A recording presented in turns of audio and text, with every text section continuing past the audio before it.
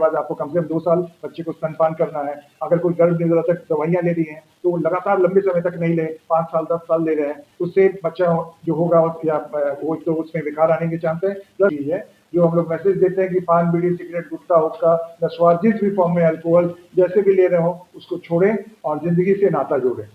आज 4 फरवरी मतलब world cancer day है। वर्ल्ड कैंसर डे हर बीमारी के लिए डे फिक्स हुआ है, उसी तरह से कैंसर के लिए भी एक दिन फिक्स है कि इस दिन हम लोग अपने पब्लिक के लिए जागरूकता अभियान करेंगे ताकि लोगों में जानकारी हो, समझ हो, ताकि वो ट्रीटमेंट को आगे लेके चल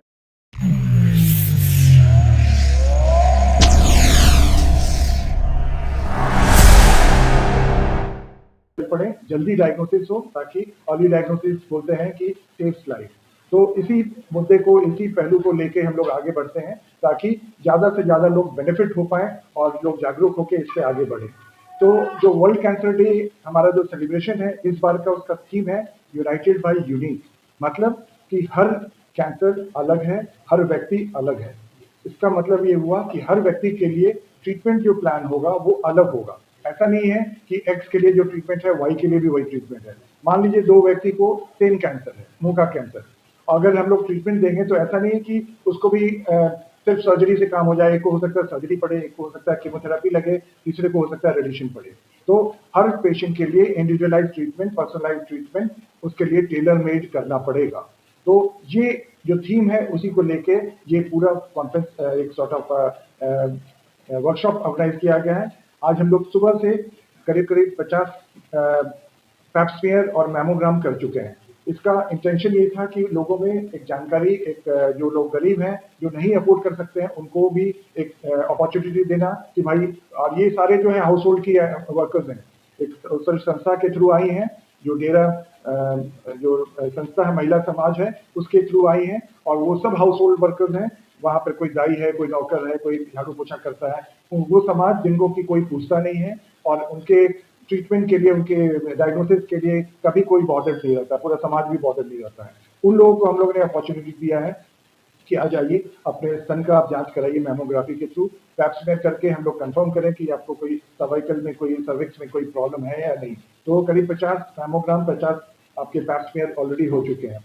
और हम लोग अभी जो है अवेयरनेस वाला पार्ट शुरू कर दिए हैं 4 बजे से, जिसमें कि हम लोगों ने सर्वाइकल कैंसर पे वैक्सीन के बारे में बता रहे हैं। और जो अभी पटना ऑब्स एंड गायनेकल सोसाइटी की डॉक्टर निभा मोहन करेंगी, और प्लस डॉक्टर नीलम है जो कि पोस्ट मेनोपॉजल एसोसिएशन के प्रेसिडेंट है, वो कर रही हैं। और डॉक्टर राहुल चौधरी जो हमारे सर्जिकल कैंसर सर्जन हैं, वो कैंसर एक ओवरव्यू के बारे में फीमेल्स में स्पेशली वो गाइडेंस दे रहे हैं। तो इस पूरे प्रोग्राम का मकसद ही है कि लोगों में जागरूक हो और अर्ली डायग्नोसिस हो, ताकि हम लोग समय पे जान बचा पाए। शॉर्ट फॉर्म में सर बताइए, ट्रीटमेंट तो है कि जरूरत है, ट्रीटमेंट से पहले प्रिकॉशन कितना मैंने लगता है कि आप प्रिकॉशन से कैंसर नहीं होने की संभावना है?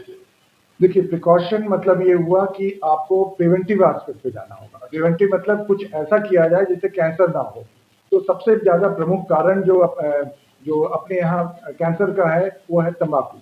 अगर तंबाकू एक आप ले लेंगे तो करीब 60% कैंसर का जननी है। आप वो चाहे मुंह का कैंसर ले लीजिए, हेड नेक का पूरा एरिया कैंसर लीजिए, स्वरपेटी का कैंसर लीजिए, खाने के नली का कैंसर लीजिए, फेफड़े का कैंसर ले लीजिए, लिवर का cancer, breast cancer, bladder cancer, ये तंबाकू हर जगह हर तरीके से बर्बाद कर रहा है।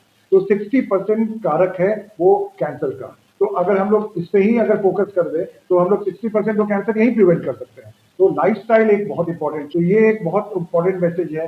रेगुलर व्यायाम करें, उससे आपका प्रिवेंशन होगा। आप जो अगर कोई महिला है स्तनपान नहीं कर रही है उसको समझाएं, समय पे बच्चा नहीं हुआ, समय पे शादी नहीं हुई तो बच्चा समय पे होगा नहीं। 30 साल की उम्र से ज्यादा में अगर बच्चा होता है, पहला बच्चा, तो करीब 0.5% आपको कैंसर होने की संभावना। अगर 35 साल में होता है तो करीब 1% की संभावना हो जाती है। फिर कैंसर जेनेटिक्स में भी आता है, 10% जेनेटिक होता है।